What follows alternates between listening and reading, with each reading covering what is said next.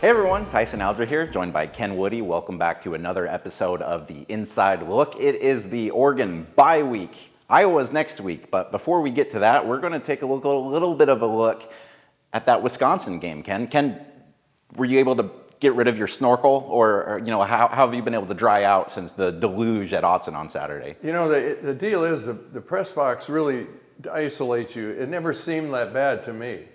And you can't say that because our photographer who edits this video, he has to be out there in the elements the entire time, and I like to pretend that it's challenging for us up there. I missed that. So it was a wet game, and it was an incredibly weird game too. 21-7 was the final score. I think maybe some people thought that would be the score for the Ducks after the first quarter. This was a game where the offense was largely ineffective for the first half, but then they kind of got it into gear once they really kind of dedicated to the running game there. So after that win, which was a win, which is the most important thing as you get into a bye, what was kind of your big takeaway after that one? Reminded me of high school. You know, I played up in Seattle, and on a rainy day, scores were going to get tamped down, and you look at the films. The thing is, on AstroTurf, people don't slip and fall down like they do in a muddy thing. So you're kind of going, what's going on here? But the elements were definitely at issue. And the greatest issue Wisconsin had going against them was their quarterback just is really not a very good passer, and that they needed to be able to throw against the Oregon defense. So before we get into Oregon's offensive struggles, I do want to talk a little bit about Oregon's defense. They weren't able to become the third team in a row to shut out Wisconsin, but I thought they largely played pretty well in this game outside of that large 42-yard throw and catch that ended up setting up their touchdown. What did you see from Oregon's defense in this game, in a game where they needed to be a lot better than we thought they needed to be? Well, I was amazed because Wisconsin had several slashing runs for really good gains, and Oregon looked like they were on their heels. And then at the end of the game, you look at the stats and so on, they didn't really have much to show for it. And a lot of it had to do with their poor third down conversion rate, 27%, and their quarterback, as I said, he was not a good thrower, and that really hurt.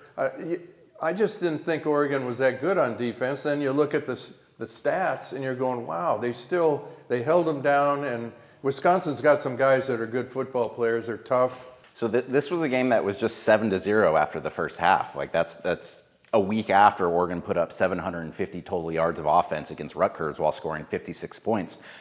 I think we were all a little shocked by that. Wisconsin's a better team than Rutgers, but the ineffectiveness of Oregon's offense early on, I think it was until that 99-yard touchdown drive that they had in the second quarter. At that point, they had about 20 yards of total offense before then. So what did you see that wasn't working for the Ducks offense? And then how were they able to kind of make adjustments and counter that? Well, I thought that the Ducks went to tempo, and they always do that towards the end of the first half, and that's why I think they get a lot of success in that. But that up to that drive, it was a what's going on here kind of game. And then they did make some adjustments in the second half and got a 75-yard drive. So 2 drives back to back, and that was really the game. What can we take away from the Brock Thomas experience? Obviously, this was a game we weren't necessarily expecting to see the backup quarterback in this type of situation. Maybe we would have thought fourth quarter in the human victory cigar sort of formation. But instead, Brock Thomas comes in when it's still a one-score football game. He plays the whole second half. He was in there while Oregon scored 2 touchdowns. What was your takeaway from the backup situation? Well, it's interesting. There are a lot of people that think just because you're a walk-on and you're from Eugene, that if you're not 6'6" like the kid who was playing for the Chargers, that you're not a great quarterback. He's a really good quarterback. He's fast. He's got good intelligence. He can run. And, he looked at times a little more comfortable than Dante Moore did or some of the stages of the game. So I don't have any problem with him, and I think the team raves about him, and I don't think they're doing that just to blow up his esteem. They're lucky to have him right now. You know, when Oregon came out for that onside kick on the very first play of the game, I think a lot of us were sitting back being like, boy, they're trying to run the score up in this one. Turns out it seemed like they actually needed that extra drive to kind of get the offense in rhythm, which if you look back the last 2, 3, 4 games, the Ducks haven't been starting out the games quite as they would like, which hey, that's fine this weekend. It's a bye. You know, they'll be resting up, they'll be healing. But next week they're on the road at Iowa. Iowa is a team that has been putting up a lot of points lately. It's going to be probably the toughest game that the Ducks have faced this year outside of Indiana.